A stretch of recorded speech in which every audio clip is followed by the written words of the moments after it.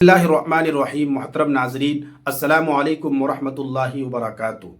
10 मुहर्रम यानी आशूरा का जो दिन है, ये बहुत ही फजीलत वाला और बरकत वाला दिन है। आशूरा के दिन 10 मुहर्रम को जो करने के काम है, अहादीस की रोशनी में जो करने के काम है, वो सिर्फ दो काम है, दो चीज़ें करने की हैं। इनके अलावा जो कुछ भी हो रहा है और जो कुछ भी किया जा रहा है, वो सब के सब खुराफात हैं, बिदआत हैं, रसूमात हैं, मुनकरात हैं, बिल्कुल बेअसल और बेबुनियाद चीज़ें हैं। शरीयत से, दीन से इन चीज़ों का कोई ताल्लुक़ नहीं है, दूर दूर तक इनका कोई वास्ता नहीं है। आशूरा के दिन करने के जो दो काम हैं, उनमें से पहला काम यह है कि आशूरा के दिन रोज़ा रखना है। और ये रोज़ा कोई फ़र्ज़ नहीं है, कोई वाजिब नहीं, बल्कि मुस्तहब है, नफल है। इसकी फजीलत अल्लाह के रसूल सल्लल्लाहु अलैहि वसल्लम ने यह बताई है कि जो शख्स आशूरा के दिन रोज़ा रखेगा 10 मुहर्रम को, तो अल्लाह तबारक व तआला उसके पिछले 1 साल के गुनाहों को मुआफ़ कर देगा।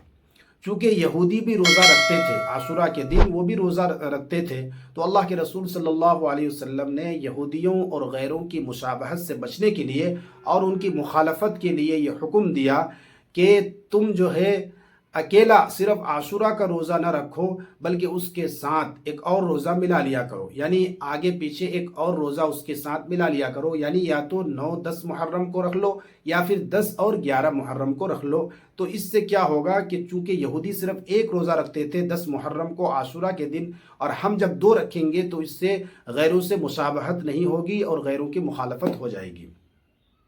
दूसरा काम जो करने का है वो ये है, अहादीस की रोशनी में आशूरा के दिन दूसरी चीज़ जो करने की है, फजीलत की चीज़ें हैं, वो ये है कि आशूरा के दिन अल्लाह के रसूल सल्लल्लाहु अलैहि वसल्लम ने फरमाया कि जो शख्स 10 मुहर्रम यानी आशूरा के दिन अपने अहल व अयाल पर वसी करता है, कुशादगी करता है, दस्तरखान को वसी करता है, खूब खर्च करता है, खर्च में इजाफा करता है, तो अल्लाह तबारक व तआला उसके उस अमल की बरकत से पूरे साल भर में उसके लिए बरकतों के फैसले फरमा देते हैं। यानी आशूरा के दिन जो खूब खर्च करेगा, दस्तरखान को अपना वसी करेगा, तो अल्लाह तबारक व तआला उसके उस अमल की बरकत से पूरे साल उसके हक़ में बरकतों के और क्या कहते हैं वुसअतों के, कुशादगी के फैसले फरमा देते हैं। तो ये बहुत ही मुजर्रब है, अकाबरीन का भी मुजर्रब है और अहादीस से साबित शुदा ये अमल है, इसलिए ज़रूर करना चाहिए। यकीन अगर हो तो इंशाअल्लाह इसका फ़ायदा हम अपनी आँखों से महसूस करेंगे। बस ये है कि हमें ईमान होना चाहिए रसूलुल्लाह सल्लल्लाहु अलैहि वसल्लम की बातों पर, आपके फरमान पर हमारा ईमान और यकीन होना चाहिए कि पहाड़ अपनी जगह से टल सकता है, सूरज जो है क्या कहते हैं कि अपनी रोशनी को ख़त्म कर सकता है, उसकी रोशनी ख़त्म हो सकती है, और वो क्या कहते हैं इस दुनिया का सारा निज़ाम गड़बड़ हो सकता है, लेकिन रसूलुल्लाह सल्लल्लाहु अलैहि वसल्लम का फरमान गलत नहीं हो सकता। इस अक़ीदे और ईमान और यकीन के साथ अगर हम ऐसा इस अमल को करेंगे तो ज़रूर अल्लाह तबारक व तआला हमारे घरों के अंदर बरकतों के फ़ैसले ज़रूर फरमाएंगे। अल्लाह तबारक व तआला हम सबको अमल की तौफ़ीक़ अता फ़रमाए। अस्सलामु अलैकुम व रहमतुल्लाहि व बरकातुहू।